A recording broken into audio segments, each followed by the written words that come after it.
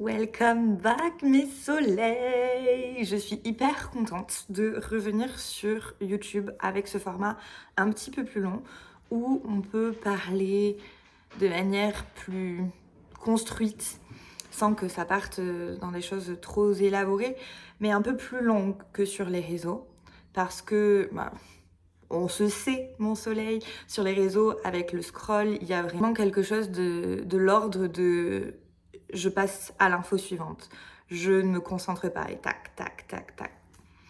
Et c'est quelque chose qui, personnellement, me chafouine, même si moi, je fais partie aussi de, de cet engrenage-là. Je me vois parfois prise dans le scrollage, dans des vidéos qui durent plus de 2-3 minutes, où je vois mon attention partir. Et là, je vais dire « Ah ah !»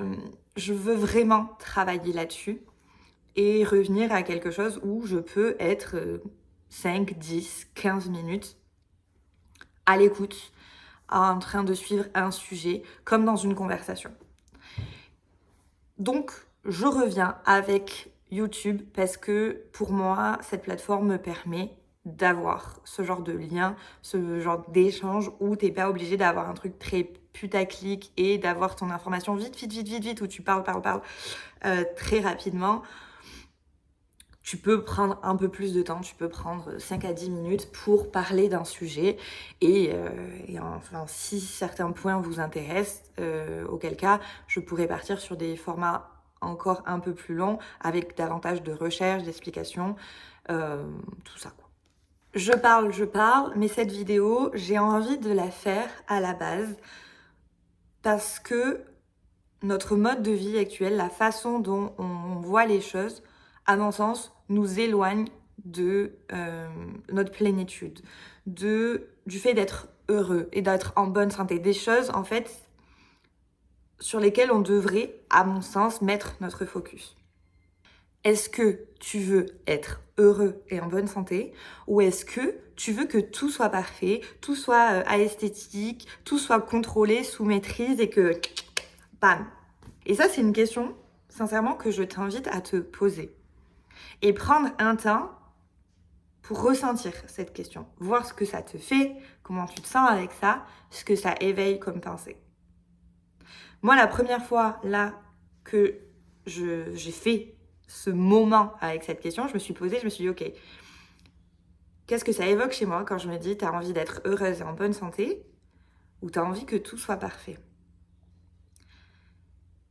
Parce que je m'observe dans certains moments de vie où je rentre dans ce pilotage automatique.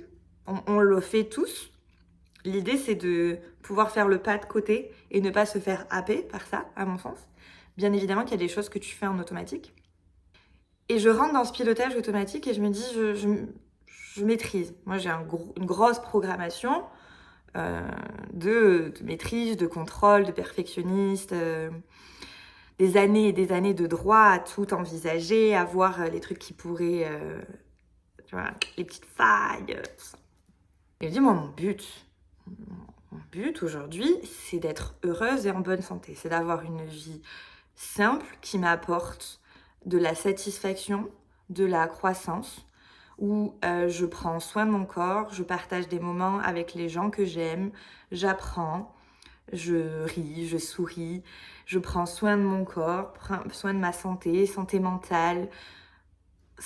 C'est ça. Je tends, j'aspire à une vie plutôt simple où je vise ma satisfaction personnelle et ma santé. Et en fait, il y a ce truc qui m'a dit, mais t'es tellement dans les programmations, le bruit extérieur, la vie, est tellement dans il faut que ce soit exceptionnel, il faut que ce soit ça, il faut que ce soit hyper rangé, et puis il faut faire ce protocole-là, et puis il faut faire ci, et le rituel de machin, et aller à la sport 5 jours par semaine, et faire cette séance-là, et manger ça, et faire tes 10 000 pas, et nanani, et nanana. Et en fait, on rentre en réalité dans un hyper contrôle. On est là en train de parler du système nerveux à tout va sur les réseaux, du bien-être, de sa santé mentale, mais en réalité, tous ces éléments-là ont été détournés, sont en train d'être détournés par le mode de consommation, par notre mode de vie, notre mode de pensée, à la performance, à la consommation, au toujours plus. Et en fait, c'est une illusion pour te maintenir dans exactement le même mécanisme, le même schéma. C'est une répétition de schéma, comme on en a tant dans la vie, des répétitions de schéma, mais c'est une répétition de schéma pour te faire croire que là, tu tiens enfin la bonne recette pour une vie épanouie. Mais en réalité, tu rentres dans encore plus de contrôle, dans encore plus de stress, dans encore plus où tu es la marionnette. Et encore une fois, ce n'est que mon partage, que mon avis, comment moi ça a résonné avec moi. Vois comment c'est avec toi. Il n'y a pas de parfait, il y a de comment c'est parfait pour toi.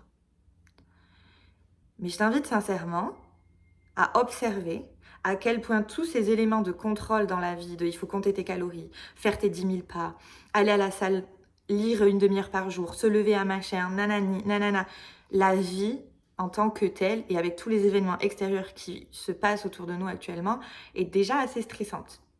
Si en plus de ça, tu te ramènes que des éléments de contrôle, tu deviens une véritable bombe à retardement, une véritable cocotte minute. Donc c'est observer que à la base, des éléments qui sont là pour nous aider, nous servir, nous inspirer, nous mettre sur le chemin du mieux-être, peuvent très facilement devenir des éléments qui nous enferment dans davantage de stress. Alors mon soleil, ce partage-là, il est vraiment une invitation pour toi à réfléchir à qu'est-ce qui est important pour toi dans ta vie, à qu'est-ce que tu veux mettre en priorité et quel mode de vie, quel genre de vie tu veux vivre. Et ainsi, mettre en place des actions avec une certaine flexibilité pour que ce soit au service de ce que tu désires et non quelque chose qui vient de nouveau te rendre esclave d'une certaine manière, t'asservir. Il est très important, à mon sens, de faire la différence entre la capacité de faire et le besoin et la nécessité de faire. Parce qu'on est capable de faire beaucoup, notamment dans des périodes d'entraînement intense, si on a une compétition, de révision intense, si on a les examens qui arrivent, de préparation, si on a un dossier ou quoi que ce soit. On est tout à fait capable de le faire pour un temps donné. Le problème, c'est que, parce que j'ai été capable de le faire à un moment, je vais devoir le faire tout le temps. Parce qu'à un moment donné, j'ai réussi à faire rentrer ça dans mon agenda, alors je dois tout le temps le faire. Et je dois tout le temps optimiser. Mais non, on a besoin de périodes où ça redescend.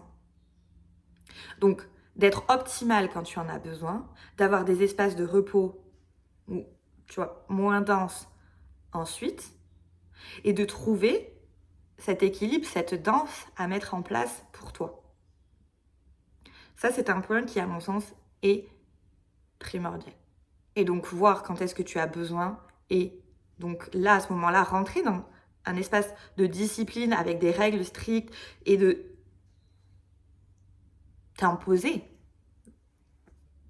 de te structurer avec des règles parce qu'à un moment donné, dans cet espace-là, pour cet objectif-là, c'est nécessaire.